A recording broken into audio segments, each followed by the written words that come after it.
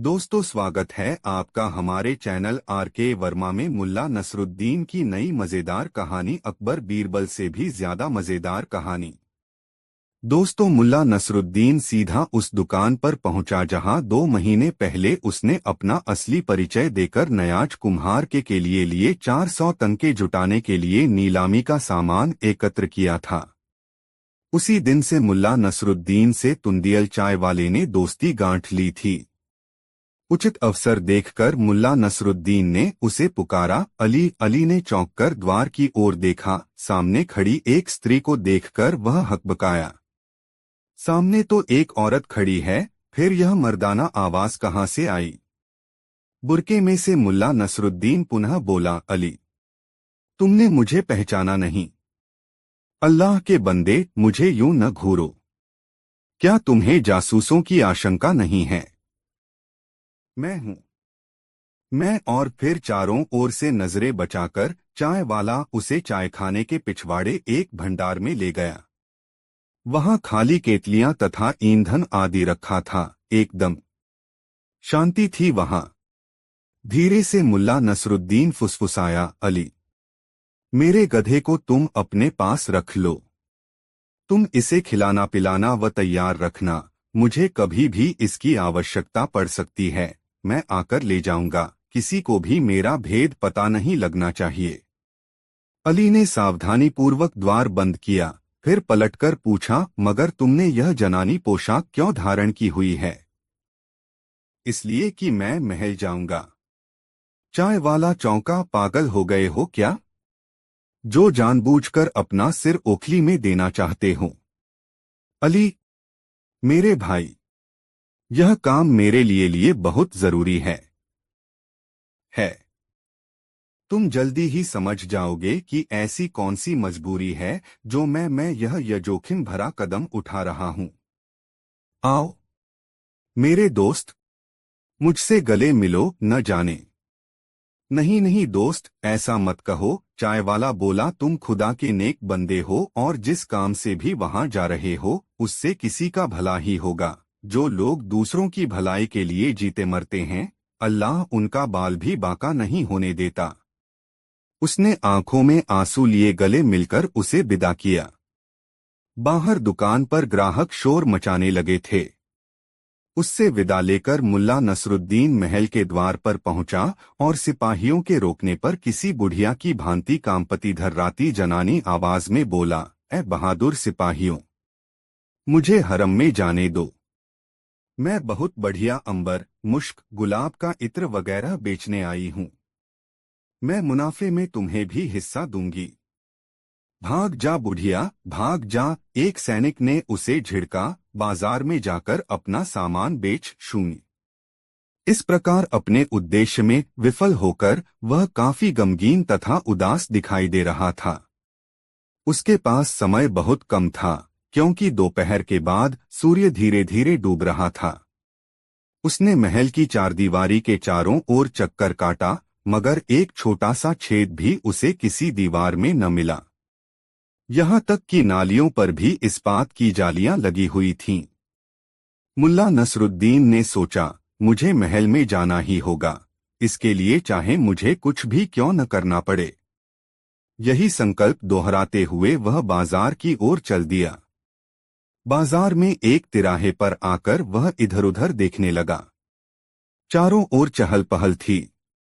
तभी एक आवाज उसके कानों में पड़ी, अभी अभी तुमने बताया था कि तुम्हारा शौहर तुम्हें बिल्कुल भी नहीं चाहता, वह तुम्हारे साथ हम बिस्तर भी नहीं होता और न ही तुमसे प्यार करता है। इस परेशानी का एक उपाय हो सकता है, लेकिन वह उपाय मुझे मुल्ला नसरुद्दीन से पूछना होगा। मुल्ला नसरुद्दीन इत्तफाक से आजकल यही है। तुम मुझे उसकी खबर दो कि वह कहाँ रह रहा है। वह और मैं मिलकर शीघ्र ही तुम्हारे शौहर को जल्दी ही ठीक रास्ते पर ले आएंगे। मुल्ला नसरुद्दीन ने इस आवाज के करीब जाकर देखा कि चेचकरू जासूस एक नमदे पर कुछ मनके बिखेर कर एक पुरानी सी किताब के पन्ने उलट रहा था। वह कह रहा था, ए औरत सुन, यदि तू मुल्ला नसरुद्दीन का पता न लगा सकी तो तेरा शौहर तुझसे हमेशा के लिए जुदा हो जाएगा और तुझ पर खुदा की लानत बरसेगी। मुल्ला नसरुद्दीन ने तय कर लिया कि इस नजूमी को सबक सिखाना पड़ेगा। हनमदे के सामने बैठ गया और बोला, दूसरों के भाग्य का हाल बताने वह वाले ए नजूमी, मेरे भी भाग्य का हाल बता। यह कहकर उसने उसके मन के बिखेर दिए। नजूमी को गुस्सा आ गया, ए औरत, तुझ पर खुदा की मार है, मौत अपना काला साया तेरे सिर पर डाले हुए है। हो यदि तू मुल्ला नसरुद्दीन का पता लगा सके तो तू है, तो तुझ पर से मौत का साया हट सकता है। उसके चारों ओर भीड़ लग चुकी थी। अच्छी बात है, मुल्ला नसरुद्दीन बोला, मैं मुल्ला नसरुद्दीन को ले आऊंगी। यह सुनते ही नजूमी बना चेचकरू जासूस चौंका, अच्छा तो तू उसे कब तक मेरे पास ला सकती है? यही है वो तो, तुम्हारी आंखों के सामने। जरा आंखें खोलकर देखो। कहाँ है यहाँ? वह पागलों की भांति इधर उधर देखने लगा, फिर बोला, मुझे तो कहीं नजर नहीं आ रहा। फिर नजूमी होने का नाटक क्यों कर रहे हो? क्या तुम ग्रहों की चाल देखकर अनुमान नहीं लगा सकते कि वह तुम्हारे पास ही है? लो देखो, ये रहा मुल्ला नसरुद्दीन, कहकर उसने अपना नकाब उलट दिया। बोल, मुझसे क्या पूछना चाहता है? तू झूठा है, अमीर का जासूस है, तू नजूमी नहीं है, बल्कि इन भोले भाले मासूम लोगों को धोखा दे रहा है। यह सुनते ही भीड़ उत्तेजित हो उठी। जासूस, अमीर का जासूस, गंदा कुत्ता, मारो साले को, किसी ने कहा। यह सुनते ही चेचकरू जासूस ने अपना नमदा लपेटा और पूरी ताकत लगाकर अमीर के महल की ओर दौड़ पड़ा। महल के मुख्य द्वार के पास एक सीलन युक्त कोठरी में ढेरों सिपाही अलसाए से बैठे थे। चेचकरू वहां पहुंचा और पागलों की भांति चिल्लाया, नसरुद्दीन, मुल्ला नसरुद्दीन। वह बाजार में औरत के वेश में घूम रहा है। यह सुनते ही सारे के सारे सिपाहियों के जिस्म में जैसे बिजली सी भर गई। सभी ने अपने अपने हथियार संभाले और द्वार की ओर झपट पड़े। हर कोई एक ही बात कह रहा था, मैं पकड़ूंगा मुल्ला नसरुद्दीन को। यह इनाम मेरा होगा, 3000 तनके। यह इनाम मुझसे बचकर जाएगा कहाँ? जैसे ही सिपाही बाजार की ओर झपटे, वैसे ही चारों ओर हड़बड़ी मच गई। लोग जान बचाकर इधर उधर भागने लगे। औरतें अपनी इज्जत बचाने के लिए सिर पर पाँव रखकर जिधर मुंह उठा उधर ही भाग लीं।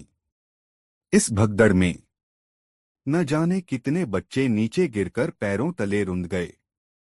एक सिपाही ने औरत का नकाब उलट दिया। औरत भय से चीख उठी। दूसरे सिपाही भी वहां मौजूद औरतों से कुछ इसी प्रकार की हरकतें कर रहे थे। चारों ओर चीख पुकार मच गई। पूरे बाजार में किसी भी औरत का नकाब सलामत नहीं बचा। सिपाही उनसे अश्लीलता की हद तक बदतमीजियां करने लगे थे। उनके साथ मारपीट, छेड़छाड़ और वस्त्रहरण जैसी अनहोनी घटनाएं घट रही थीं। कोई भी कुछ समझ नहीं पा रहा था कि आखिर माजरा क्या है। औरतें अपनी सहायता के लिए चीख रही थीं, बचाओ, अरे कोई तो इन दरिंदों से हमें बचाओ। एक भिश्ती अपनी बीवी को बचाने की कोशिश में सिपाहियों से भिड़ गया। उसे देखकर अन्य राह चलते और दुकानदार आदि भी औरतों को बचाने के लिए सिपाहियों से जूझने लगे। सिपाही तलवारों से भीड़ को खदेड़ रहे थे। भीड़ भी अब हमलावर हो चुकी थी। वे सिपाहियों पर बर्तन, जूते, चप्पलें या और जो भी दूसरी चीज हाथ में आती फेंक मारते। लोहारों ने लोहे की नाले उन्हें फेंक फेंक कर मारी। कुम्हारों ने अपने घड़े उनके सिरों पर फोड़ दिए। चाय वालों ने गर्म पानी से भरी केतलियां उन पर फेंकनी शुरू कर दीं। अब जब पब्लिक भड़की तो सिपाहियों को अपनी जान बचानी भारी पड़ गई। चारों ओर हाहाकार मच गया। अमीर जो अपने महल में चैन की नींद सो रहे थे, इस शोरगुल को सुनकर चौंक पड़े। उन्होंने खिड़की खोलकर बाहर का नजारा देखा तो दंग रह गए। फिर घबराकर उन्होंने जल्दी ही उसे बंद कर दिया। अभी हलक फाड़कर वे किसी को पुकारने ही वाले थे कि बख्तियार घबराया हुआ दौड़कर भीतर दाखिल हुआ। उसके चेहरे पर हवाइयां उड़ रही थीं। उसने कांपते हुए अमीर के आगे सिर झुकाया है। हुजूर हुजूर। अबे आगे भी तो कुछ बोल कमबख्त। तोपे कहाँ पर तैनात हैं? अरसला बेग कहाँ मर गया? अरसला बेग भी कांपता हुआ अमीर के सामने आ गया। यह घुटनों के बल जमीन पर गिर पड़ा और गिड़गिड़ाते हुए बोला, मेरे आका, मैं मैं आपका गुनहगार हूँ। मेरा सिर धड़ से जुदा करने का हुक्म जारी करें। कहते कहते वह रो ही पड़ा। अरसला बेग, अरसला बेग, धीरज से काम लो। अमीर उसके आंसुओं से प्रभावित होकर बोले, आखिर यह सब क्या हुआ? ए मेरे विद्वान आका, ए मेरे। इस प्रकार मिमियाना छोड़ो। खुलकर बताओ कि आपकी परेशानी और बदहवासी का क्या कारण है। बाजार में क्या हो रहा है? राज्य की हालत कैसी है? म मुल्ला नसरुद्दीन, मेरे आका, वह औरत के वेश में घूम रहा है। यह सब उसी की करतूत है मेरे मालिक। मैं लाख कोशिश के बाद भी उसे पकड़ नहीं सका। मेरा सिर कलम करवा दीजिए, अरसला बेग ने पश्चाताप करते हुए कहा। यह सुनते ही अमीर ने अपना सिर थाम लिया। उसकी आंखों के सामने अंधकार सा छा गया और उसे ऐसा लगा मानो वह गम की गहरी खाई में डूबता चला गया हो। दोस्तों, कहानी आपको पसंद आई हो तो वीडियो को एक लाइक जरूर करें। दोस्तों, बूढ़ा मौलाना हुसैन घुटनों के बल बैठकर बुरी तरह रोने लगा और अमीर से दोनों हाथ उठाकर रहम की भीख मांगने लगा। इस काफिर को खड़ा करो, अमीर ने आदेश दिया। अमीर का आदेश सुनते ही सिपाहियों ने उसे बाजुओं से पकड़कर खड़ा कर दिया। लेकिन इससे पहले कि अमीर कुछ कह पाते कि अरसला बेग अपने स्थान से आगे बढ़ा और सिर झुकाकर बोला, अमीर आजम, कोई भी हुक्म सुनाने से पहले इस वफादार गुलाम की चंद बातें सुनने की मेहरबानी अता फरमाएं। क्या कहना चाहते हो? शहंशाह आलम, ये नाचीज गुलाम कहना चाहता है कि ये शख्स मुल्ला नसरुद्दीन नहीं है। ये तो बूढ़ा है, जबकि मुल्ला नसरुद्दीन एकदम जवान है। उसकी उम्र 30-35 वर्ष से अधिक नहीं होनी चाहिए। ये लोग तो किसी को भी मुल्ला नसरुद्दीन समझ बैठते हैं, इनाम के लालच में। यह सुनकर सिपाहियों में निराशा छा गई। वे सब इनाम पाने के लालच में थे, मगर अरसला बेग ने उनकी आशाओं पर पानी फेर दिया। तब बूढ़े ने कांपते स्वर में कहा, मैं अमीर आजम के महल के लिए बगदाद से रवाना हुआ और सीधा यहाँ आ रहा था। रास्ते में मेरी मुलाकात एक अजनबी व्यक्ति से हुई। उसने मुझे बताया कि बुखारा में पहुंचते ही मेरा सिर कलम कर दिया जाएगा। मेरा सिर काट डालने का हुक्म जारी कर दिया गया है। मैंने भय के कारण वेश बदलकर निकल भागने का मन बना लिया। अमीर के चेहरे पर एक अजीब किस्म की मुस्कान उभर आई।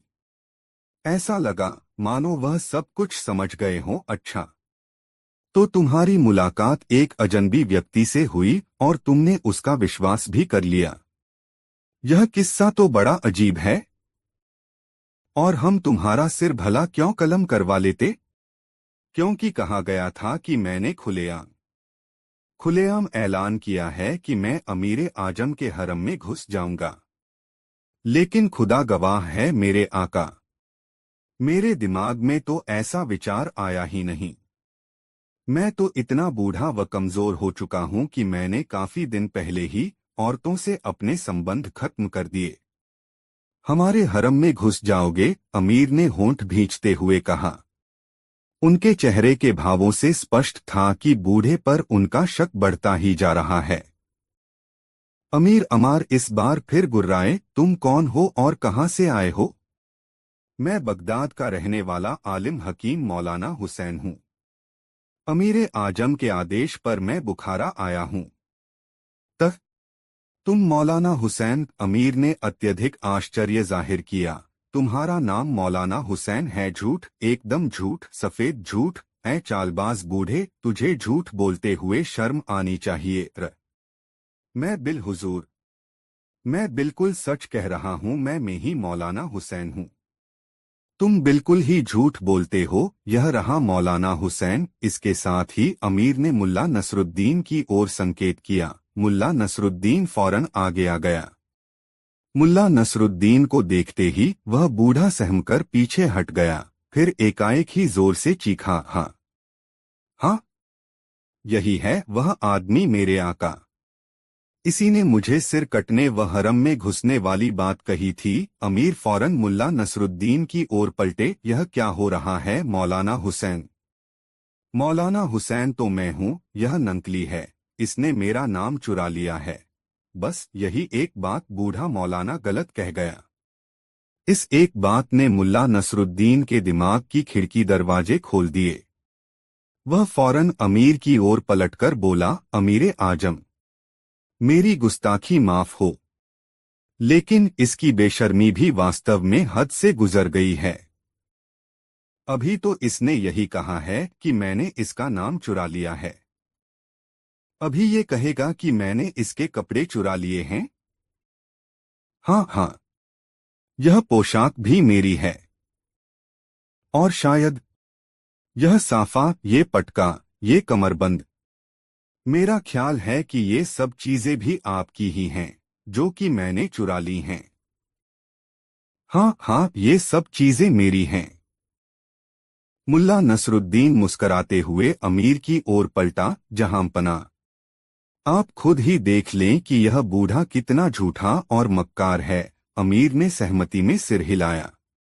अमीरे आजम, अभी कुछ देर बाद यह कहने लगेगा कि इस पाक शहर बुखारा का अमीरे आजम ही यही है।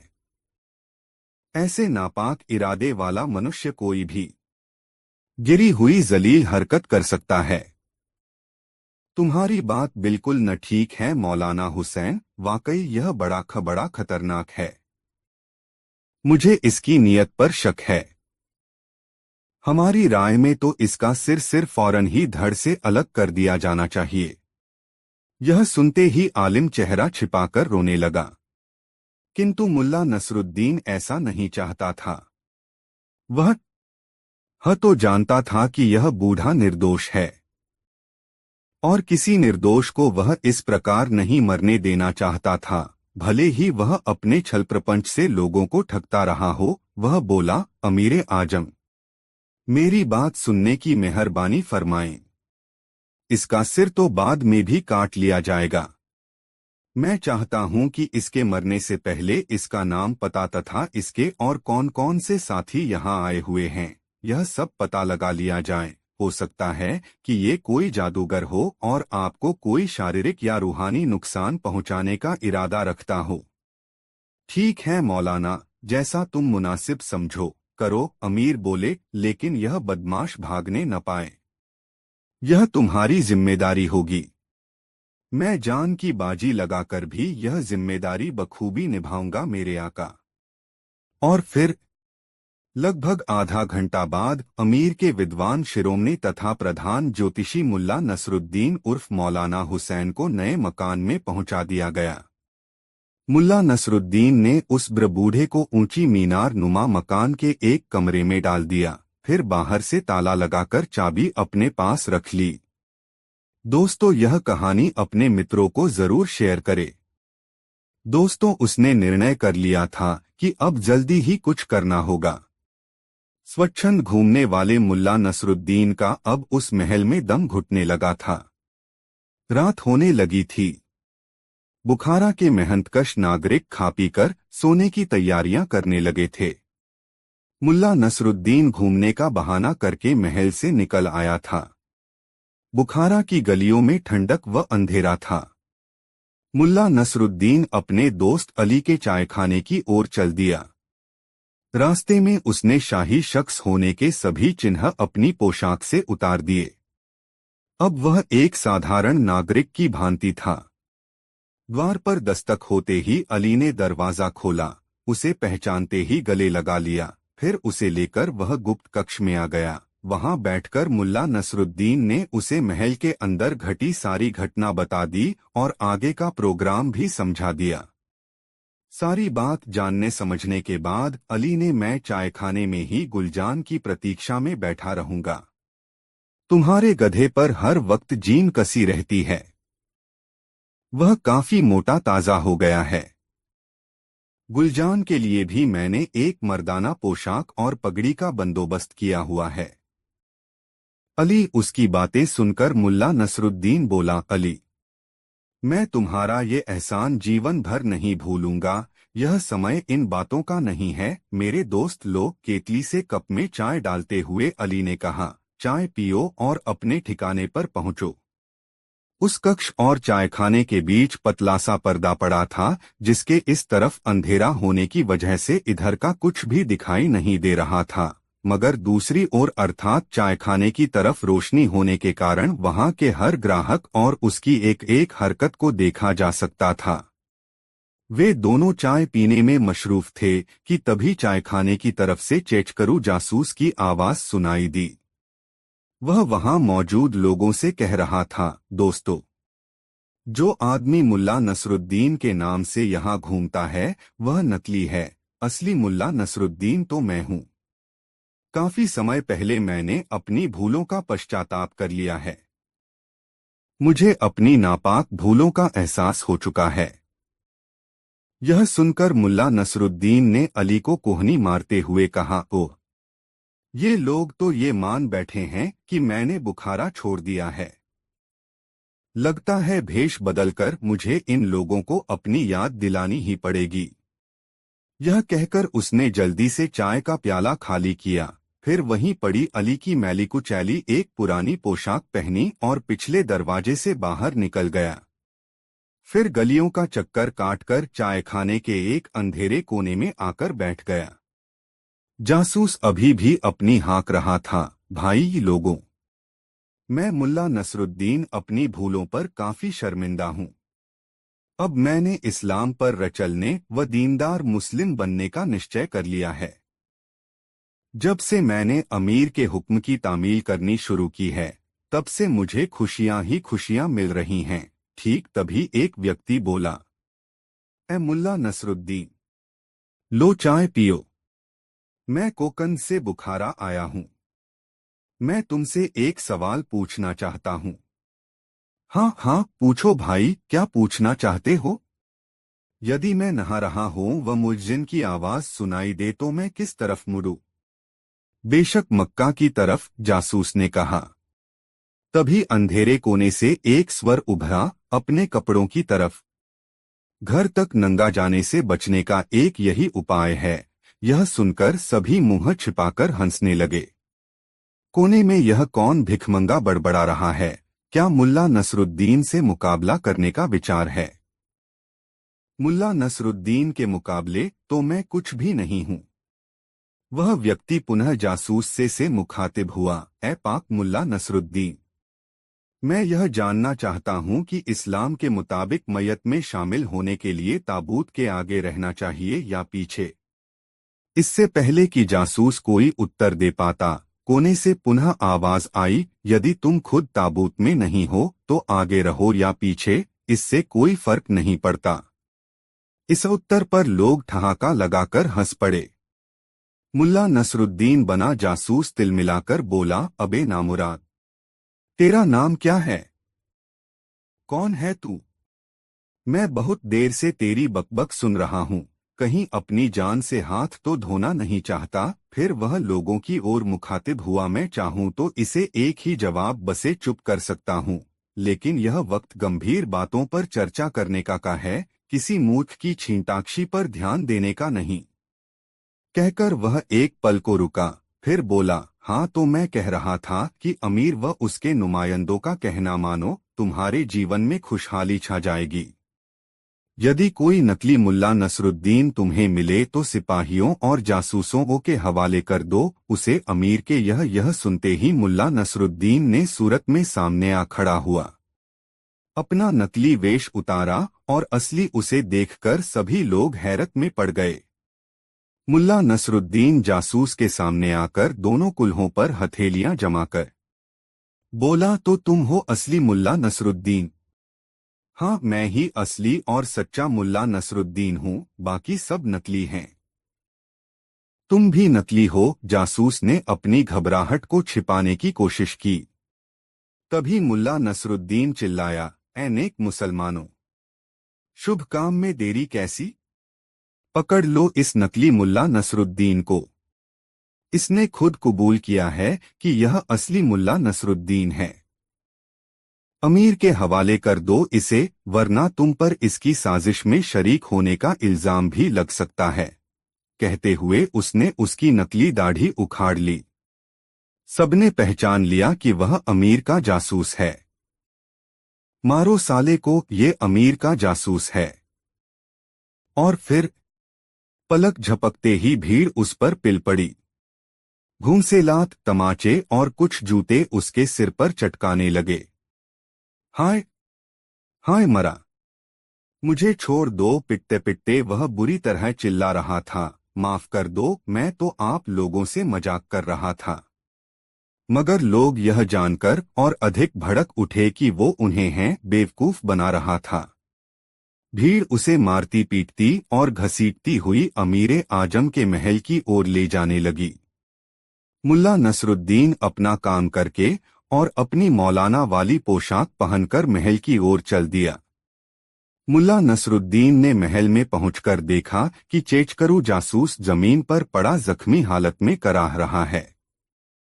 उसके पास लालटेन लिए अरसला बेग खड़ा। क्या बात है अरसला बेग? बड़ी ही नम्रता से मुल्ला नसरुद्दीन उर्फ मौलाना हुसैन ने पूछा, इतनी रात गए कैसे परेशान हो? बहुत बुरी खबर रहे मौलाना हुसैन साहब।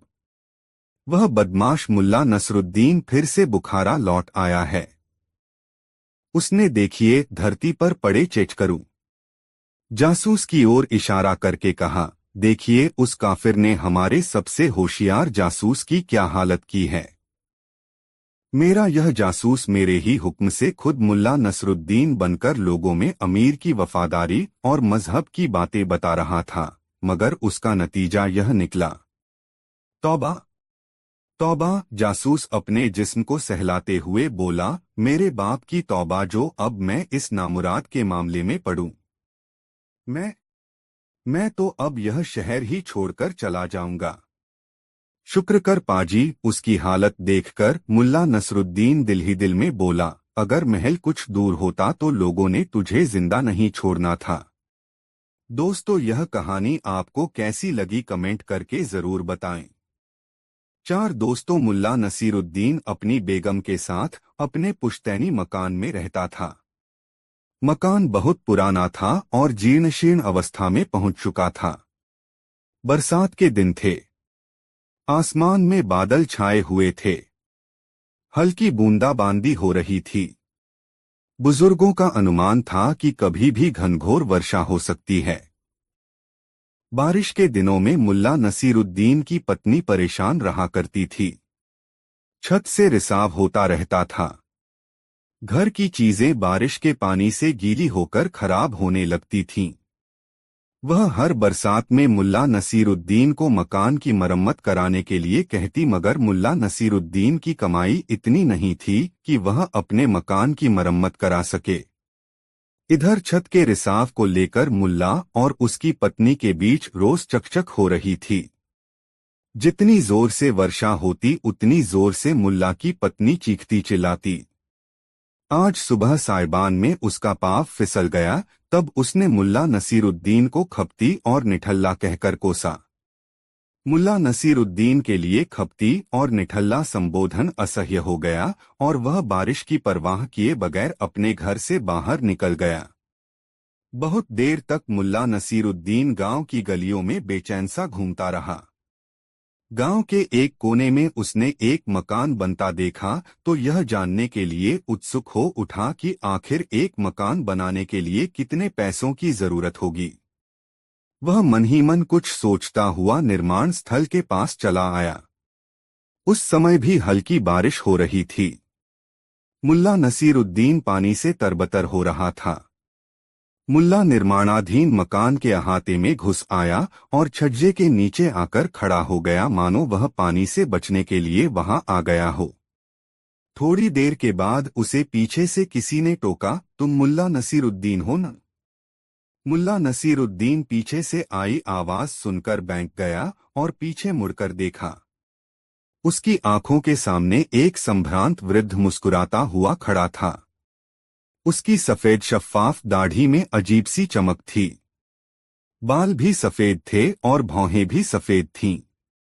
वह चमकीला सफेद रेशमी लिबास पहने हुए था। मुल्ला नसीरुद्दीन ने गौर किया तो उसे उस वृद्ध की मुस्कान जानी पहचानी लगी। ज़ेहन पर जोर देने पर उसके मुंह से बेसाख्ता निकला, अरे आप कलीमुल्लाह चाचा। बूढ़े ने हंसते हुए हाँ की मुद्रा में गर्दन हिलाई और अपनी बाहें फैला दीं। मुल्ला नसीरुद्दीन भी दौड़कर उस वृद्ध से लिपट गया। यह इत्तफाक मुल्ला नसीरुद्दीन और कलीमुल्लाह दोनों के लिए सुखद था। कलीमुल्लाह उसके पिता के मित्र थे। जिस साल उसके पिता का निधन हुआ था उसी साल कलीमुल्लाह अपने बेटे के पास अरब चले गए थे। उनका इकलौता बेटा अरब में जाकर बस गया था और वहीं लकड़ियों के कारोबार में लगा हुआ था। कलीमुल्लाह के साथ उनकी बेगम भी अरब चली गई थीं। इस गांव में उनकी इफरात संपत्ति लावारिश पड़ी थी। 3 साल पहले कहीं से मुल्ला नसीरुद्दीन को खबर मिली कि कलीमुल्लाह चाचा की बेगम का निधन हो गया है। उस दिन वह बहुत उदास हो गया था। वह कलीमुल्लाह साहब की बेगम को चाची जान कहा करता था। वे उसको बहुत प्यार करती थी। अपने बेटे और उसमें वे कोई फर्क नहीं करती थीं। लेकिन कलीमुल्लाह चाचा कब आए और यहाँ क्या कर रहे हैं, इसके बारे में वह कुछ नहीं जानता था। कलीमुल्लाह उसे बाहों के घेरे में लिए उसका ललाट चूम रहे थे। अपनी तलहथियों में उसके चेहरे को समोकर कलीमुल्लाह ने कहा, खुदा का लाख लाख शुक्र है बेटे कि उसने तुम्हें मेरे पास भेज दिया। तुमसे मुलाकात करने की ख्वाहिश थी मगर आते ही अपने तीनों मकानों को दुरुस्त कराने में लग गया। रहने वाला कोई नहीं, मगर क्या करूं, बाप दादाओं की अर्जित संपत्ति को बर्बाद होता भी तो नहीं देख सकता। और यह काम ऐसा है कि अपनी नजर के सामने कराई जाए तो उसकी बात ही कुछ और होती है। अब इसी मकान को देखो, 3 महीने में बनकर तैयार हो गया। बस रंगरोगन का काम बचा है। आज बारिश नहीं हो रही होती तो आज ही रंगरोगन का काम हो जाता। एक साथ 25-30 मजदूर खट रहे हैं। सारी सामग्री मौजूद है। अब जिस दिन बारिश थमेगी उस दिन यह काम भी पूरा हो जाएगा। मैं रहूंगा तो वहीं अपनी पुरानी हवेली में। यह मकान खाली पड़ा रहेगा। कभी कोई आगंतुक आ गया तो उसे यहाँ ठहरा दिया करूंगा। कलीमुल्लाह बोल रहे थे। मुल्ला नसीरुद्दीन उनकी बाहों में लिपटा उनकी बातें सुन रहा था। उसे अपने अब्बू की याद आ रही थी। तभी कलीमुल्लाह ने पूछा, अच्छा बेटे मुझे बताओ, तुम यहाँ क्या कर रहे थे? कुछ परेशान से भी दिख रहे हो। बताओ क्या बात है? मुल्ला नसीरुद्दीन ने मासूमियत से अपनी बेगम की नाराजगी और पुश्तैनी मकान की बदहाली का जिक्र करते हुए कहा, जब बेगम का बोलना बंद नहीं हुआ तब सकून के लिए मैं खुद निकल गया और बेख्याली में चलता रहा। जब इस नए मकान पर मेरी नजर पड़ी तो मैं यहाँ के मिस्त्री से यह जानने के ख्याल से अहाते में आ गया कि एक साधारण मकान बनाने में कितना खर्चा आएगा। कलीमुल्लाह हैरत से मुल्ला नसीरुद्दीन को देखने लगे। कितना मासूम और ईमानदार शख्स है। इस जमाने में ऐसे भी शख्स हो सकते हैं, इसका ख्याल तो कभी तसव्वुर में भी नहीं आया। उन्होंने मुल्ला नसीरुद्दीन से कहा, बेटा तुम्हें खुदा ने मेरे पास भेजा है। तुम्हारे आने से पहले मैं यही सोच रहा था कि इस घर में रहेगा कौन। बेटा अरब में बस गया है। इसी साल मैं 88 वर्ष का हुआ हूँ। पकी हड्डी है, न जाने कब टपक जाए। तू इस मकान की चाबी अपने साथ लेता जा और अपना सामान लाकर यहाँ रहना शुरू कर दे। मैं जब तक यहाँ हूँ तुम्हारे पास आता जाता रहूंगा। मुल्ला नसीरुद्दीन ने जब आनाकानी शुरू की तो कलीमुल्लाह ने उसे डांट दिया। इस डांट में अपनापन था, प्यार था, लगाव था। इसके बाद मुल्ला नसीरुद्दीन ने कुछ भी नहीं कहा, बस चाबी ले ली। कलीमुल्लाह ने उसकी पीठ थपथपाते हुए कहा, बेटा, मैं किसी भी सूरत में मकान के भीतरी भाग में आज ही रंगरोगन करवा दूंगा। बाहरी भाग के लिए बस हमें बारिश रुकने का इंतजार करना होगा। तुम जिस वक्त चाहो अपना सामान लाकर यहाँ रहना शुरू कर दो। मुल्ला नसीरुद्दीन खुशी खुशी अपने घर गया। बेगम गुस्से में बिस्तर पर पड़ी थी। उसे गीले कपड़ों में देखकर चिढ़कर बोली, कर आए मटरगश्ती, यहाँ एक मुफ्त की लौंडी पड़ी हूँ मैं, तुम कपड़े चिथाड़ कर लाओ और मैं उनकी सफाई करती रहूं। मुल्ला नसीरुद्दीन ने बेगम की बात का जवाब नहीं दिया। अपने कपड़े उतारकर उन्हें खुद खंगाल कर अलगनी पर फैला आया। तहमद लपेटकर कमरे में बेतरतीब पड़े कपड़ों को तरतीब देकर उसकी गठरियां बनाने लगा। मुल्ला नसीरुद्दीन की इन हरकतों को उसकी बेगम कुछ देर तो हैरत से देखती रही, फिर उसके सब्र का बांध टूट गया। उसने रुआसे स्वर में पूछा, आखिर तुम कर क्या रहे हो? मुल्ला नसीरुद्दीन ने बहुत शांत लहजे में कहा, अपने नए घर में जाने की तैयारी। अपना नया घर? हैरत में पड़ी बेगम ने मुल्ला से पूछा, मानो उसने जो सुना हो उस पर उसे विश्वास नहीं हो रहा हो।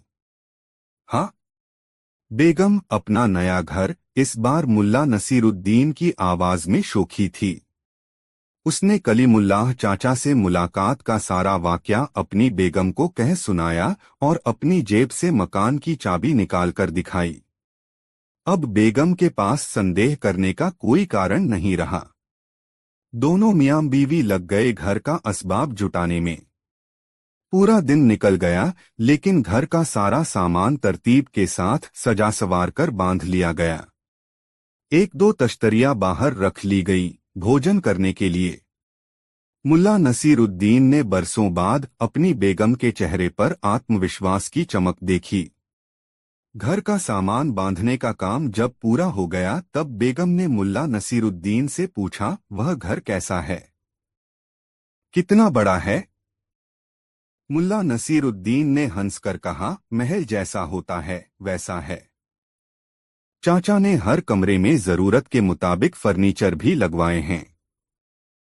समझो कि अलग से कुछ भी नहीं लेना है। मैं तो उस घर को सजाकर रखूंगी, कल्पना में डूबती सी उसकी बेगम बोली। ठीक है, जैसे रखना है वैसे रखना, मगर अभी यह सोचो कि सामान तो हमने बांध लिया है। आखिर यह सामान जाएगा कैसे? मुल्ला नसीरुद्दीन ने पूछा। क्यों, सामान ले जाने में क्या दिक्कत है? बेगम ने पूछा। दिक्कत ही दिक्कत है बेगम। आखिर सामान ले जाने वाले को कुछ मजदूरी तो देनी पड़ेगी। जेब में तो एक धेला भी नहीं है। खैर, कल दिन साफ रहा, बारिश नहीं हुई तब बाजार में जाकर किसी से कुछ काम मांग लूंगा। और इसके बाद दोनों मियां बीवी भोजन करके सो गए। मध्य रात्रि के बाद कुछ खटपट की आवाज से मुल्ला नसीरुद्दीन की नींद खुल गई। उसने बिस्तर पर पड़े पड़े देखा कि 4-5 आदमी घर में बांधकर रखे गए सामानों के गट्ठरों को उठाकर बाहर ले गए और उसी सड़क पर जाने लगे जिसके अंत में कलीमुल्लाह चाचा का वह निर्माणाधीन मकान था। चोर इत्मीनान से सिर पर गट्ठर उठाए तेज गति से बढ़े जा रहे थे। कुछ देर के बाद वह निर्माणाधीन मकान आ गया। तब मुल्ला नसीरुद्दीन ने बुलंद आवाज में चोरों से कहा, हाँ तो भाइयों, अब ये गट्ठर बाईं तरफ वाले मकान में ले चलो। मुल्ला की आवाज सन्नाटे में गूंजी और चोर डर के मारे सड़क पर ही सामान पटककर वहां से भागने लगे। मुल्ला ने चीखकर कहा, अरे भागते क्यों हो? अपनी मजदूरी तो लेते जाओ। मगर चोर रुके नहीं, भागते ही रहे और मुल्ला की नजरों से ओझल हो गए। मुल्ला नसीरुद्दीन ने जेब से चाबी निकाली, घर का फाटक खोला और बारी बारी से सारे गट्ठर उठाकर घर में रखकर फिर मकान के फाटक पर ताला लगाया और अपने घर आ गया। सबेरा हो चला था। बेगम जग गई थी। मुल्ला को देखते ही उसने पूछा, कहाँ चले गए थे? मुल्ला ने हंसते हुए कहा, सामान नए घर में रखने गया था। अब तुम भी चलो, वहीं हाथ मुंह धोना। बेगम आश्चर्य से मुल्ला नसीरुद्दीन को देखे जा रही थी। दोस्तों, यह मजेदार कहानी आपको कैसी लगी कमेंट में जरूर बताएं और चैनल सब्सक्राइब करना ना भूले। 3 फसल का बंटवारा बहुत मजेदार कहानी। अजमल खां बुखारा के सूबेदार का मुहलगा रयत था। चापलूसी करने में उसका कोई सानी नहीं था। सूबेदार की हाँ में हाँ मिलाने वालों में उसका स्थान अव्वल था। काजी असलम मियां भी सूबेदार के ऐसे खास लोगों में शुमार किया जाता था जो सूबेदार के एक संकेत पर झूठ को सच या सच को झूठ करार दे सकता था। मुल्ला नसीरुद्दीन कुछ दिनों से सूबेदार की ताबेदारी में था। अजमल खां और असलम मियां दोनों ही मुल्ला को अपनी राह का रोड़ा मान रहे थे। उन्हें डर था कि कहीं मुल्ला नसीरुद्दीन अपने बुद्धिबल से सूबेदार का दिल न जीत ले। मुल्ला नसीरुद्दीन न तो चापलूसी करता था और न चापलूसी करने वालों को अपने पास फटकने देता था। अजमल खां अपनी चापलूसी की बदौलत सूबे की रेती जमीन के कई टुकड़ों पर खेती करने का अधिकार सूबेदार से हासिल कर चुका था। सूबेदार अपनी प्रशंसा से खुश होने वाला इंसान था और अजमल खां उसकी इस कमजोरी का खूब लाभ उठाता था।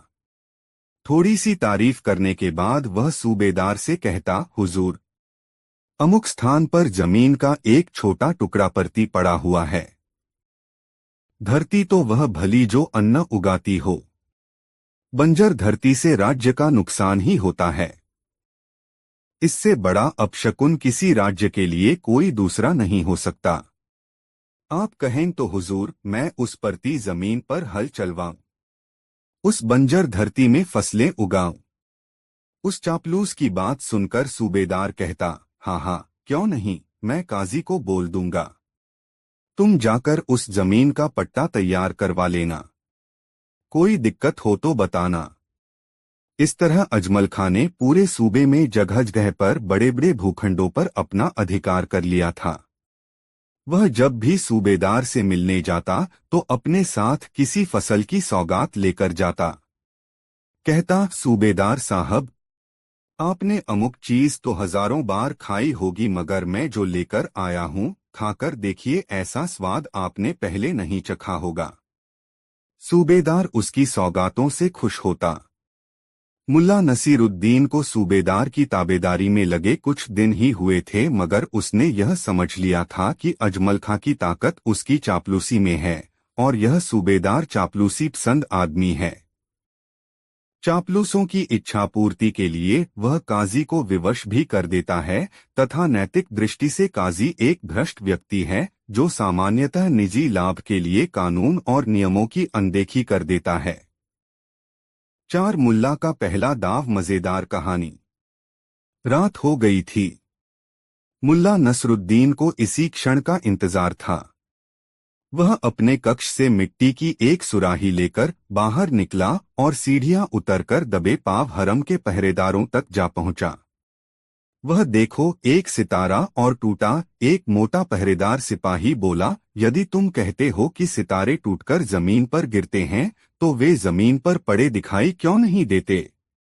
वे शायद समुद्र में गिर जाते हों, दूसरे ने कहा।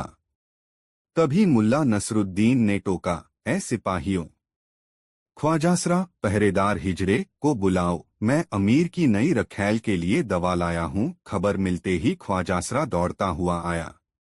उसने बड़ी ही सावधानी से सुराही थाम ली। उसमें सफेद खड़िया का पानी था। मुल्ला नसरुद्दीन ख्वाजासरा को बड़ी बारीकी से इस दवा की सेवन विधि समझाने लगा। तभी मोटा तुंदियल सिपाही बोला, ऐ परम गुणी मौलाना हुसैन, आप तो सब कुछ जानने वाले हैं, कृपया ये बताएं कि ये सितारे टूटकर कहाँ चले जाते हैं? मुल्ला नसरुद्दीन के सामने चाहे कैसी भी परिस्थिति क्यों न हो, वह मजाक का वक्त और मौका निकाल ही लेता था। उसने बड़ी गंभीरता से उन्हें बताया, ये सितारे मेरे बच्चों, ये सितारे टूटकर जमीन पर गिरते हैं और छोटे छोटे चांदी के सिक्कों में तब्दील हो जाते हैं। सुबह भिखारी लोग इन्हें बटोर लेते हैं। इस प्रकार मैंने बहुत से लोगों को अमीर बनते देखा है। सिपाही आश्चर्य से एक दूसरे का मुंह देखने लगे। मुल्ला नसरुद्दीन उन्हें बेवकूफ बनाकर आगे बढ़ गया। उसे इस बात का बिल्कुल पता न था कि यह मूर्खतापूर्ण तुक्का भविष्य में उसके लिए बड़ा ही कारगर साबित होने वाला है। वह अपनी मीनार पर चला गया। करीब आधी रात को वह अपनी मीनार से फिर नीचे उतरा और दबे पांव अमीर के शयनकक्ष की ओर बढ़ने लगा। उसका विचार था कि पहरेदार अब तक सो गए होंगे, मगर ऐसा नहीं था। कक्ष के करीब जाने पर उसे कुछ फुसफुसाहटें सुनाई दीं। काश, एक पहरेदार कह रहा था, काश यहां भी कोई सितारा टूटकर गिर जाता तो हम भी अमीर बन जाते। दोस्तों, वीडियो को एक लाइक जरूर कर दे। भाई, मुझे तो इस बात में कुछ दम नजर नहीं आता। अरे भाई, विश्वास कर, बगदाद के आलिम ने यही कहा था। उनका इल्म बहुत गहरा है, क्या इतनी सी बात के लिए वे गलत कहेंगे? बात तो ठीक है। उनकी बातें सुनकर मुल्ला नसरुद्दीन के दिमाग में तुरंत एक विचार कौंधा। हालांकि पहले उसे उनकी बातें सुनकर बहुत गुस्सा आया था कि बेवकूफ किस अहमकाना बात को लेकर अपनी रात खराब कर रहे हैं, मगर अब उसने आसमान की ओर देखा, तभी एक सितारा टूटा और तेजी से नीचे गिरने लगा। मुल्ला नसरुद्दीन ने तुरंत अपनी जेब से एक सिक्का निकालकर पहरेदारों की ओर उछाल दिया। कुछ सुना तुमने? पहले पहरेदार ने कांपती आवाज में पूछा। हाँ, सुना तो। तभी मुल्ला नसरुद्दीन ने दूसरा सिक्का फेंका। दोनों पहरेदारों ने पलटकर उस ओर देखा, फिर झपटकर उसे कब्जाने के लिए पेट के बल उस पर लेट गया। दूसरा दूसरे सिक्के की ओर लपका। इस मौके का भरपूर फायदा उठाया मुल्ला नसरुद्दीन ने। उसने एक मुट्ठी सिक्के वहां से कुछ आगे की ओर उछाल दिए। वे दोनों उस ओर लपके और मुल्ला नसरुद्दीन लपककर दरवाजे में घुस गया। कुछ ही पलों बाद वह हरम में गुलजान के कक्ष में था। उसे देखते ही गुलजान उससे लिपट गई, मगर यह समय प्यार मोहब्बत का नहीं था। मुल्ला नसरुद्दीन ने कहा, जल्दी करो गुलजान, यह समय प्यार मोहब्बत का नहीं है। ख्वाजासरा बेफिक्री की नींद सोया पड़ा था। मुल्ला नसरुद्दीन गुलजान को लेकर दरवाजे पर पहुंचा। वे दोनों सिक्के बटोरने के बाद अब आसमान की ओर ताक रहे थे। मुल्ला नसरुद्दीन ने एक मुट्ठी सिक्के अपनी दाहिनी ओर उछाल दिए। खनखनाहट की आवाज होते ही सिपाही उधर लपके और इधर बिना एक पल भी गवाए मुल्ला नसरुद्दीन गुलजान को लेकर अपनी मीनार की ओर लपका। कुछ पलों बाद ही वह सही सलामत मीनार पर स्थित अपने कक्ष में था। उसके कमरे की खिड़की से एक रस्सा महल के पिछवाड़े की ओर लटका था। उसने गुलजान को समझाया कि उसे क्या करना है, मगर इतनी ऊंचाई से गुलजान घबराई। घबराओ मत गुलजान, कुछ नहीं होगा। बड़ी मुश्किल से समझा बुझाकर उसने गुलजान को रस्सी के सहारे उतार दिया। हामफती कामपति गुलजान नीचे उतरने लगी और जब उसके पांव जमीन पर टिक गए तो मुल्ला नसरुद्दीन ने खिड़की पर आधा झुककर फुसफुसाया, जाओ गुलजान, वहीं जाना जहां मैंने तुम्हें बताया है। गुलजान तेजी से एक ओर भाग गई। दोस्तों, वीडियो को एक लाइक जरूर कर दे। 6 मुल्ला की लिखावट नई मजेदार कहानी। मुल्ला नसीरुद्दीन की अपने गांव में बड़ी ख्याति थी। उसे लोग विद्वान मानते थे। मुल्ला कितना पढ़ा लिखा था यह कोई नहीं जानता था, मगर उसकी हाजिर जवाबी के कायल थे उसके गांव के लोग। बचपन में मदरसे से गायब रहने के लाख बहाने होते थे उसके पास। मदरसे के मौलवी के प्रश्नों का जिस कुशलता से उत्तर देकर वह कक्षा से गायब रहने का दंड भुगतने से बच जाता था, उसकी दूसरी मिसाल खोजने से भी नहीं मिलेगी। बस अपनी कुशाग्र बुद्धि और हाजिर जवाबी के कारण वह बचपन में ही होनहार मान लिया गया था और उसी के बूते जवानी में विद्वान कहा जाने लगा। मुल्ला नसीरुद्दीन पढ़ता लिखता न भी हो मगर पढ़ने लिखने वाला दिखता अवश्य था। उसकी नुकीली दाढ़ी और नोकदार टोपी उसके बुद्धिजीवी होने की गवाही देते थे। बचपन से ही वह बुद्धिबल के सहारे जीता रहा। गांव में उसकी साख ऐसी हो गई कि अगर किसी को वृद्धि की बातें समझने की जरूरत होती या किसी उलझन से निकलने के लिए तरकीब की जरूरत होती तो वह मुल्ला नसीरुद्दीन के पास आ जाता और वह भी बड़े सूफियाना अंदाज में समस्याओं का निदान सुझा देता। भोले भाले ग्रामीणों को इस बात से मतलब नहीं था कि कितना पढ़ा है। उन्हें जरूरत तो केवल इस बात की थी कि वक्त जरूरत उनकी समस्याओं का निदान बताता रहे। गांव में मुल्ला नसीरुद्दीन की बुद्धि और ज्ञान की प्रसिद्धि ऐसी थी कि अगर किसी से पूछा जाता कि इस गांव में सबसे विद्वान कौन, तो जवाब मिलता मुल्ला नसीरुद्दीन। और यदि यह पूछा जाता सबसे बुद्धिमान कौन, तब भी जवाब होता मुल्ला नसीरुद्दीन। एक दिन मुल्ला नसीरुद्दीन अपने दरवाजे पर बैठा कुछ पुश्तैनी दस्तावेज देख रहा था। तभी उसके पास गांव का एक बुजुर्ग आदमी आया। उस बुजुर्ग को आया देख मुल्ला नसीरुद्दीन ने उससे पूछा, क्यों सुभान दादा, कैसे आए? घर में तो सब ठीक ठाक है न? मेरी दादी जी कैसी हैं? हाँ बेटा, मैं ठीक हूँ। घर में अमन चैन है। तुम्हारी दादी जी भी ठीक हैं। मगर अब बूढ़ी हड्डियों का क्या कहना? अभी ठीक हैं। तो ठीक हैं, 2 पल के बाद क्या होगा, कौन जाने, बुजुर्ग ने कहा। कहिए सुभान दादा, आपकी क्या खिदमत करूं? मुल्ला नसीरुद्दीन ने शालीनतापूर्वक सुभान दादा से पूछा। खिदमत क्या करोगे बेटा, बस एक खत मेरे कलीमुल्लाह के नाम लिख दो। वह आबुधाबी गया हुआ है कमाने। यहाँ घर की जरूरतें पूरी कर पाना उसके लिए मुश्किल हो रहा था। किसी तरह उसने आबुधाबी जाने का रास्ता तैयार किया और वहां काम करने चला गया। मजदूरी यहाँ भी करता था और वहां भी करता है। अंतर बस यह है कि अब उसे तनख्वाह अच्छी मिल जाती है। 1.5 साल हुए उसे वहां गए। तब से हर महीने उसका भेजा पैसा हमें मिल जाता है, मगर कुशलक्षेम नहीं मिलता। कभी वह हमें अपने बारे में 2 हर्फ नहीं लिखता। मन बेचैन हो जाता है। तू एक बढ़िया सा खत लिख दे। ऐसा खत जिसमें यहाँ का हाल समाचार तो लिख ही दे कि सब राजी खुशी है, और बाद में यह जरूर लिख देना कि उसके लिए हमारा दिल हमेशा बेचैन रहता है। एक बार आकर अपने अब्बू अम्मी से मिल जाओ। हम लोग तो पेड़ में लगे पके फल की तरह हैं, न जाने कब टपक जाए। मुल्ला नसीरुद्दीन ने बुजुर्ग की बातें बहुत मुतमईन होकर सुनी। जब बुजुर्ग का बोलना रुका तब वह बहुत शांत स्वर में बोला, दादा, तुम्हारे लिए चिट्ठी तो मैं लिख दूंगा, मगर फायदा क्या? मुझे आबूधाबी तो अभी जाना ही नहीं है।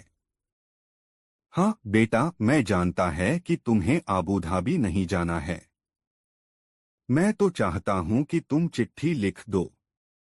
ऐसी चिट्ठी जिसमें बड़े माँ बाप की अपने बेटे से मिलने की आरजू हो, जिसे पढ़ते ही मेरा बेटा हमसे मिलने के लिए तड़प उठे। रही बात खत भेजने की, तो मेरे पड़ोसी जुम्नू का बेटा भी आबूधाबी जा रहा है। वहां एक कारखाने में उसे कपड़ा काटने का काम मिल गया है। मैं उसी के हाथ से खत भिजवा दूंगा, बुजुर्ग ने कहा। मुल्ला नसीरुद्दीन ने बुजुर्ग की बातें सुनने के बाद फिर कहा, लेकिन सुभान दा, खत पढ़ने के लिए तो मुझे वहां जाना ही पड़ेगा। यदि खत मैंने लिखा तो दूसरा पढ़ेगा कौन? अरे बेटा, मेरा कलीमुल्लाह खुद पढ़ा लिखा और बेहद समझदार नौजवान है। तुम बस खत लिख दो, मैं जुम्नू के बेटे के हाथ से वह खत भेज दूंगा। वह खुद पढ़ लेगा तुम्हारा लिखा खत। सुभान दादा ने मुल्ला नसीरुद्दीन की चिरौरी सी करते हुए कहा। अरे सुभान दा, मैं जानता हूँ तुम्हारा बेटा पढ़ा लिखा और होनहार है। मुझे उसके पढ़े लिखे होने पर जरा भी संदेह नहीं है। मजबूरी यह है कि मेरा लिखा कुछ ऐसा होता है कि दूसरे उसे पढ़ ही नहीं सकते। अपना लिखा केवल खुद मैं पढ़ सकता हूँ। इसीलिए तुम्हें बता रहा हूँ कि यदि मैंने खत लिखा तो उसे पढ़ने के लिए मुझे ही अबू धाबी जाना पड़ेगा। इसके अलावा कोई चारा नहीं है। और फिलहाल मुझे अबू धाबी जाने की कोई जरूरत नहीं है, मुल्ला नसीरुद्दीन ने सुभान दादा से कहा और फिर गंभीरता से अपने पुश्तैनी दस्तावेज देखने लगा। वह बुजुर्ग कुछ देर तक मुल्ला नसीरुद्दीन के पास खड़ा रहा, फिर बुदबुदाता हुआ वहां से चल दिया कि ऐसी लिखावट का फायदा ही क्या जिसे दूसरा पढ़ ही नहीं सके। दोस्तों, वीडियो को एक लाइक जरूर कर दे। साथ मुल्ला की सीख मजेदार स्टोरी। मुल्ला नसीरुद्दीन का हर काम लाजवाब होता था। उसने एक बार अपने घर के कामकाज के लिए एक नौकर रखा। नौकर रखने के बाद मुल्ला नसीरुद्दीन ने सोचा यह नौकर अभी से अपने काम के प्रति सतर्क रहे, यह जरूरी है। जरूरी यह भी है कि यह मुस्तैदी से काम करे और अपने काम के प्रति कभी लापरवाह नहीं हो। वह सोचने लगा ऐसा क्या किया जा सकता है जिससे यह नौकर आज से अभी इसी वक्त से ऐसा हो जाए कि इससे कभी कोई गलती न हो। सोचते सोचते मुल्ला को कुछ ख्याल आया और उसने फौरन नौकर को बुलाया। नौकर सकुचाता हुआ उसके पास आया तो उसने कहा, देखो, सामने मिट्टी का घड़ा रखा है। उस घड़े में पानी भरकर ले आओ। आदेश मिलते ही नौकर घड़ा लेने के लिए मुड़ा। तभी मुल्ला नसीरुद्दीन ने कहा, अबे ठहर, पहले मेरी बात अच्छी तरह सुन ले। मुझे काम में कोई भी गड़बड़ी बर्दाश्त नहीं होती। मुल्ला यह बात बहुत तैश में बोल रहा था। उसके बोलने का ढंग ऐसा था मानो नौकर ने कोई गलती कर दी हो। गुस्से से तिलमिलाते हुए मुल्ला नसीरुद्दीन ने नौकर से कहा, खबरदार, यदि घड़ा फूटा तो तेरा सिर फोड़ दूंगा, समझा, गधा कहीं का। इतना कहते हुए मुल्ला नसीरुद्दीन ने नौकर के गाल पर एक जोरदार तमाचा जड़ दिया। अभी नौकर ने घड़ा हुआ भी नहीं था और उसके फूटने के एवज में उसके गाल पर तमाचा पड़ चुका था। उसकी समझ में कुछ नहीं आया कि किस कसूर की सजा उसे मालिक ने दी है। उसने सोचा, इस सिरफिरे आदमी के पास काम करना तो मुश्किल है, मगर वह जरूरतमंद था इसलिए काम छोड़ने की बात सोच भी नहीं सकता था। उसने सहमते हुए मुल्ला नसीरुद्दीन से पूछा, मगर मालिक, मैंने तो अभी घड़ा हुआ भी नहीं है। आखिर आपने मुझे क्यों मारा? अबे मूर्ख, मुल्ला नसीरुद्दीन ने नौकर से कहा, मैं भी जानता हूं कि घड़ा सही सलामत है। मैं तो तुम्हें यह बता रहा था कि तुम्हारी लापरवाही के कारण कोई चूक हो जाए तब तुम्हारे साथ कैसा सलूक किया जाएगा।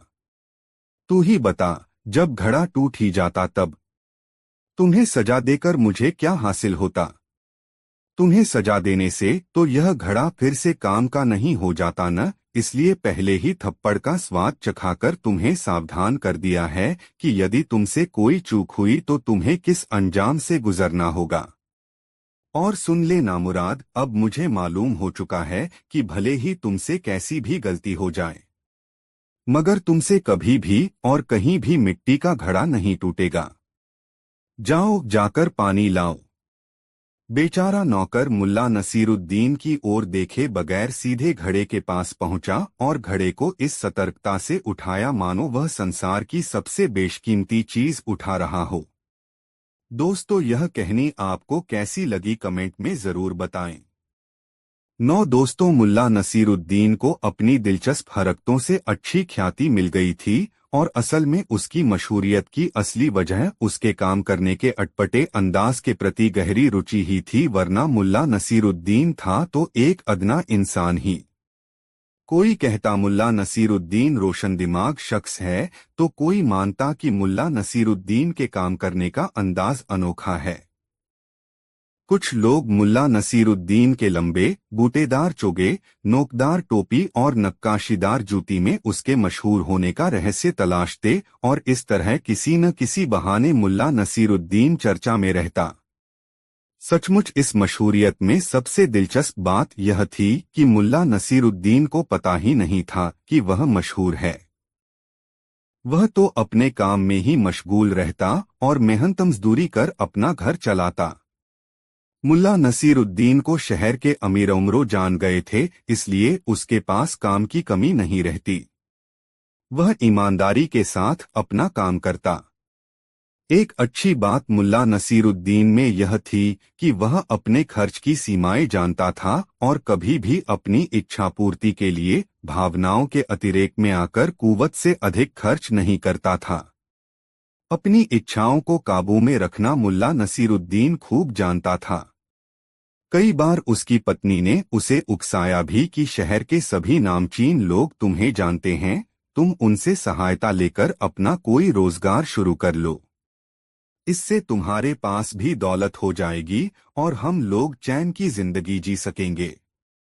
अपनी पत्नी के ऐसे उकसावे पर मुल्ला नसीरुद्दीन हंस देता और प्यार से उसके बाल सहलाता हुआ कहता, बेगम, जब मुझे कोई नामचीन आदमी चैन में दिख जाएगा तब मैं उसके सामने सहयोग का मुद्दा रखूंगा। अभी तो जितने भी ऐसे लोगों को मैं जानता हूँ जिन्हें दुनिया नामचीन और दौलतमंद कहती है, उन्हें मैंने दिन रात बेचैन ही देखा है। ये ऐसे लोग हैं जो धन के पीछे इस कदर भागते हैं कि इन्हें दीन और दुनिया की फिक्र ही नहीं रहती। ऐसे ही दिन गुजर रहे थे।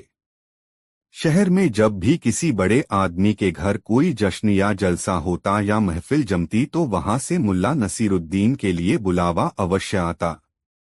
एक दिन मुल्ला नसीरुद्दीन के नाम बादशाह के दरबार से बुलावा आया कि दरबार में दूसरे दिन शास्त्रीय संगीत का एक शानदार कार्यक्रम है, उसमें मुल्ला नसीरुद्दीन अवश्य आए। बादशाह का पैगाम मुल्ला नसीरुद्दीन की बेगम के हाथों में पड़ गया। वह उस आमंत्रण पत्रा को अपनी किस्मत का ताला खोलने वाली चाबी समझ बैठी और मन ही मन सोचने लगी कि जब वह मुल्ला नसीरुद्दीन को यह पैगाम देगी तो कुछ ऐसा जरूर कहेगी कि मुल्ला इस संगीत के कार्यक्रम में अवश्य जाए। उस दिन उसे मुल्ला नसीरुद्दीन पर बहुत प्यार आ रहा था। वह सोच रही थी कि जिस पति को वह अब तक नाकाबिल इंसान समझ रही थी उसकी इतनी कद्र है कि बादशाह भी उसे अपने पास बुलाता है। उसकी जिस सादगी, निश्चलता और कपटहीन प्रवृत्ति के कारण वह उसे निखट्टू समझती रही है, उसे अपने इन्हीं गुणों की बदौलत बादशाह की नज़र में एक उम्दा इंसान बनने में मदद मिली है। जब मुल्ला नसीरुद्दीन लौटा तब उसकी बेगम ने उसे बादशाह का पैगाम दिया और उसे प्रेरित किया कि वह बादशाह के पास अवश्य जाए और संगीत के इस आयोजन का लुत्फ उठाए। दूसरे दिन जब मुल्ला नसीरुद्दीन बादशाह के दरबार में आयोजित सांगीतिक कार्यक्रम में भाग लेने जाने के लिए सज-धज कर तैयार हुआ तब उसकी बेगम ने बहुत प्यार से कहा, संगीत के कार्यक्रम में बादशाह के इर्द गिर्द बैठे लोगों को भी देखना, समझना और यह जानने की कोशिश करना कि ऐसी क्या बातें हैं जिन्हें बादशाह पसंद करते हैं। क्या पता उस तरह की बातें थोड़े से अभ्यास के बाद तुममें भी पैदा हो जाए और तुम्हें भी बादशाह की पसंद के लोगों में शुमार किया जाने लगे। इससे हमारी शानो शौकत बढ़ेगी। तुम एक काबिल इंसान हो मगर अब तक तुम्हारी काबिलियत का लाभ परिवार को नहीं मिल पाया है। क्या पता इस बार खुदा तुम्हें बादशाह की नजरों में बस जाने का ही मौका दे दे। बेगम की इन प्यार भरी बातों का मुल्ला पर सीधा असर हुआ। वह अपनी नोकदार टोपी ठीक करते हुए बोला, हाँ बेगम, तुम ठीक कहती हो। इस बार मैं गौर करूंगा कि किन बातों से बादशाह अधिक प्रभावित होता है। इतना कहकर वह बादशाह के दरबार की ओर चल पड़ा। जिस समय मुल्ला नसीरुद्दीन दरबार में पहुंचा, उस समय कार्यक्रम आरंभ नहीं हुआ था। मुल्ला को दरबार में प्रवेश के समय सलाम करने वालों की कमी नहीं थी। मुल्ला नसीरुद्दीन को ले जाकर आगे के तख्त पर बैठाया गया। मुल्ला के तख्त के पास ही बादशाह के बैठने की जगह बनी हुई थी। बादशाह के तख्त के ठीक सामने वह मंच बना था जहां संगीत का कार्यक्रम होना था। थोड़ी देर में ही दरबार खचाखच भर गया और मंच पर कलाकार भी आ गए और अपने साजो सामान के साथ साजिंदे भी। सबसे अंत में बादशाह आए और अपने लिए निर्धारित स्थान पर बैठ गए।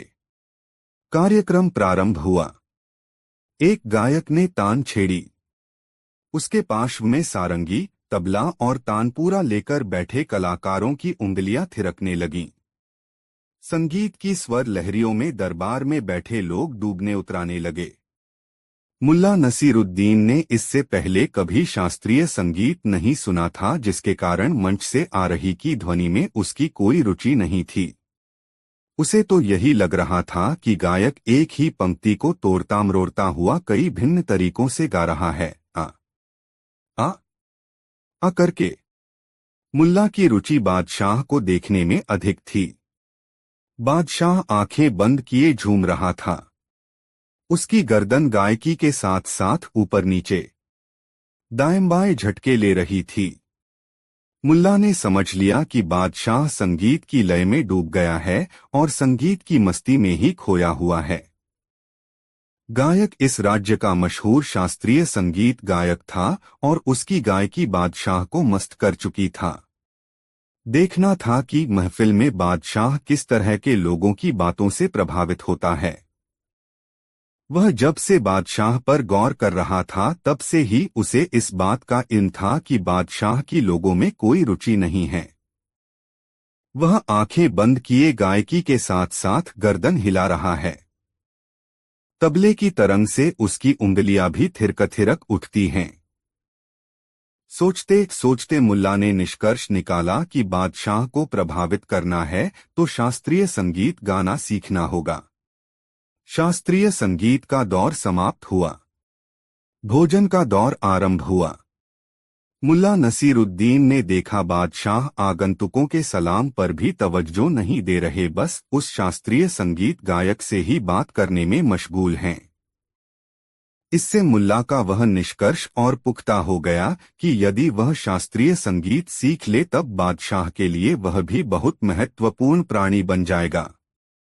बादशाह के पास से लौट आने के बाद मुल्ला ने अपनी बेगम को बताया कि बादशाह शास्त्रीय संगीत का दीवाना है।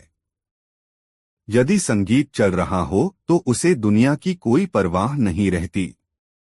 मैंने सोचा है कि मैं भी शास्त्रीय गायकी सीखकर अपने फन से बादशाह का दिल जीत लूं ताकि तुम्हारी हसरतें पूरी हो सकें। मुल्ला की बातें सुनकर उसकी बेगम बहुत खुश हुई।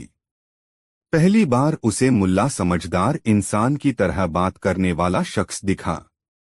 पत्नी के चेहरे पर प्रसन्नता की चमक देखकर मुल्ला बोला, बेगम, मैं जल्दी ही शास्त्रीय गायकी करना सीख लूंगा। मैं गायकी के सबसे बड़े उस्ताद के पास जा रहा हूँ गायकी सीखने। और इस तरह मुल्ला नसीरुद्दीन गायकी के सबसे बड़े उस्ताद के पास गायकी सीखने के इरादे से पहुंच गया। उसने उस्ताद को अपना परिचय बताते हुए कहा, मुझे उम्मीद है कि मुझ में आप एक अच्छा शिष्य अवश्य पाएंगे। उस्ताद ने मुल्ला की बातें सुनकर मुस्कुराते हुए कहा, यह तो ठीक है, मगर मैं गायकी सिखाने के लिए पैसे लेता हूँ। कितना पैसा? उलझन में पड़ते हुए मुल्ला नसीरुद्दीन ने रुआसे स्वर में पूछा। पहले 6 माह तक 100 रुपए प्रति माह, 6 महीने बाद से 10 रुपए प्रति माह, उस्ताद ने उत्तर दिया।